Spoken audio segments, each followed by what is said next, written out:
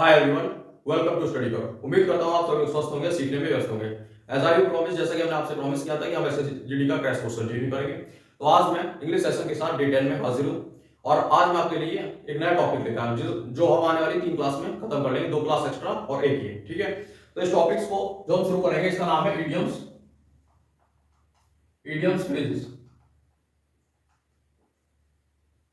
मुहावरे और लोकतियां। जैसे हिंदी में यूज होता है मुहावरे और लोकतियां, ठीक है, उसी तरीके से इंग्लिश में इडियम फ्रेजेस होते हैं। आप देखिए, जो भी मुहावरे और लोकतियां होती हैं वो एक जो भी सेंटेंस होता है उसके पीछे एक बैकएंड की स्टोरी होती है। अगर आप सोचें कि जो भी सेंटेंस लिखा हुआ है इसका एक स्पेसिफिक मीनिंग होगा तो मीनिंग तो होगा, लेकिन उसे पढ़ के आपको समझ में नहीं आएगा, तो आपको कोरिलेट करके पढ़ना होगा या समझना होगा। आप इसके पीछे की कोई स्टोरी भी बना सकते हैं, ठीक है।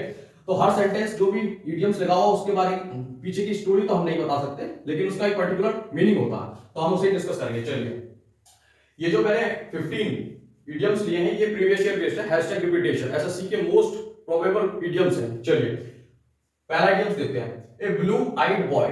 ब्लू आइड बॉय मतलब एक ऐसा लड़का मान लेंगे हम कि जिसकी आंखें नीली हो।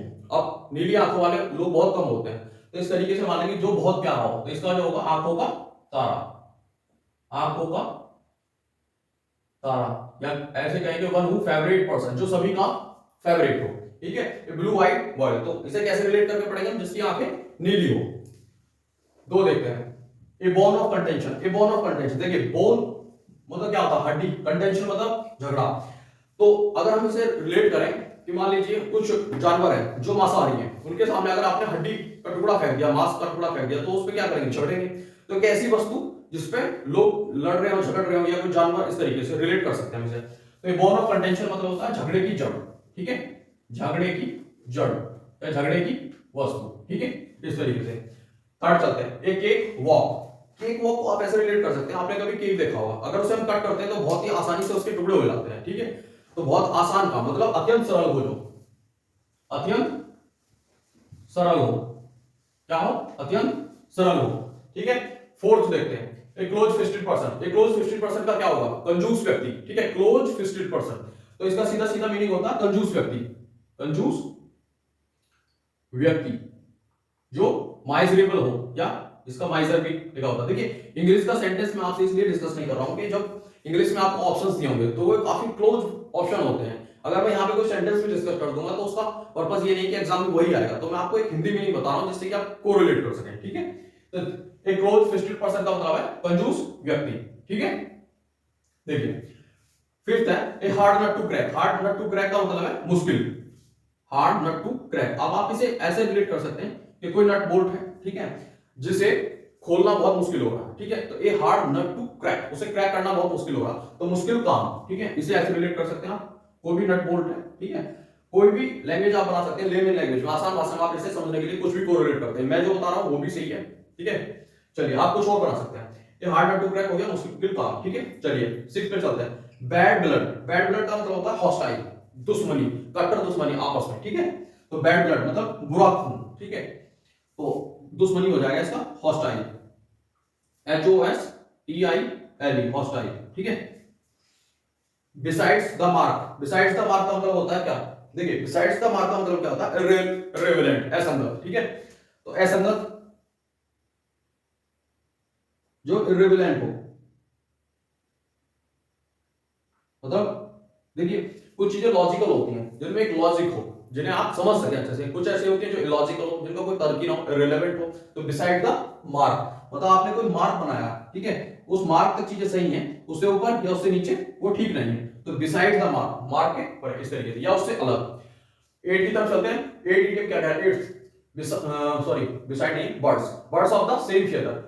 Birds of the same feather का मतलब है समान चरित्र वाले लोग, एक जैसे लोग, ठीक है। जैसे बोल देते हैं कि हिंदी में अगर हम बोलें प्योर हिंदी के, एक थाली के चट्टे बट्टे, तो समान चरित्र वाले, सेम कैरेक्टर, समान चरित्र वाले, ठीक है, चरित्र वाले,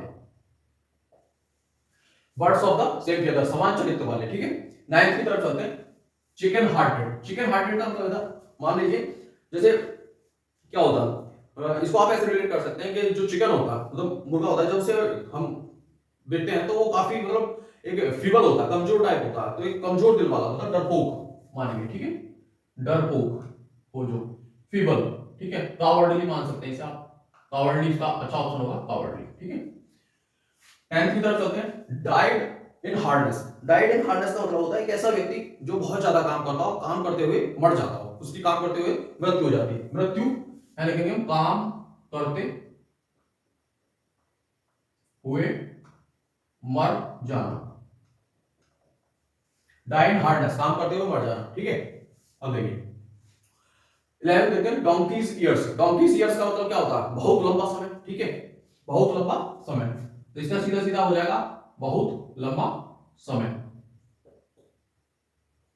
ठीक है। कुछ इडियम्स ऐसे होते हैं जिन्हें हम सीधे सीधे डायरेक्ट हमको पढ़ना पड़ता है, कुछ ऐसे होते हैं जिन्हें हम कोरिलेट करके पढ़ सकते हैं। उनका कुछ एक जो इडियम्स होते हैं उनमें कुछ ऐसा हमको वर्ड मिल जाता है जिससे हम रिलेट कर सकते हैं, ठीक है। देखिए तो डोंकीज ईयर्स होगा बहुत लंबा समय। 12th देखते हैं, face the music. Face the music का मतलब क्या है, परिणाम भुगतना, दंड भुगतना। आपने कोई काम कर दिया है, गलत करा या सही करा, उसका परिणाम भुगतना, तो इसका हो जाएगा फेस द म्यूजिक, परिणाम भुगतना, भुगतना, ठीक है।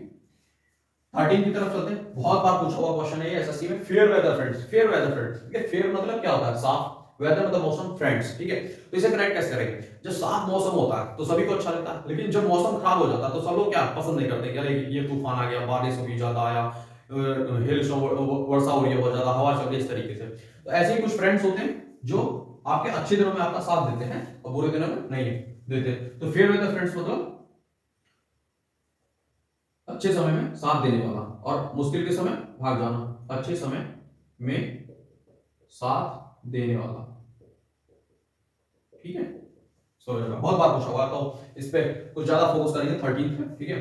4 देखते हैं, full of beans. Full of beans का मतलब होता है पूरे उत्साह के साथ, पूरे उत्साह, उत्साह के साथ, ठीक है।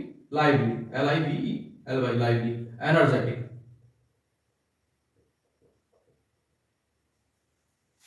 15 की तरफ चलते हैं, grease the palm. Grease the palm का मतलब क्या होता है, देखिए ग्रीस द पाम मतलब आप किसी के हाथ में ग्रीस लगा रहे हैं, ठीक है, तो उसे क्या कर रहे हैं आप, स्मूथ कर रहे हैं। उसी तरीके से अगर आप इसको रिलेट करें तो हम क्या करते हैं, रिश्वत देते हैं, तो रिश्वत चोरी छिपे देते हैं, किसी के हाथ में पकड़ा देते हैं, अंडर, एक इसका एक और मीनिंग होता है अंडर द टेबल, ठीक है, तो हम चोरी छुपे देते हैं, तो किसी के हाथ में पैसे रख देना चुपचाप, उस तरीके से। तो ग्रीस द पाम का मतलब होता है रिश्वत देना, रिश्वत, रिश्वत देना, ठीक है। ब्राइब, BRIBE, ब्राइब, ठीक है। तो ब्राइब मतलब रिश्वत देना, ठीक है। तो ये 15 इडियम्स थे जो कि आपके एग्जाम में पूछे जाने के बहुत चांसेस हैं और पूछे गए भी हैं। तो उम्मीद करता हूं कि ये वीडियो सेशन आपको पसंद आया तो लाइक करें, शेयर करें और कमेंट करें, चैनल को सब्सक्राइब करें और ऐसे ही बेहतर कंटेंट के लिए स्टडी को फॉलो करें। Thank you for watching this video. जय हिंद।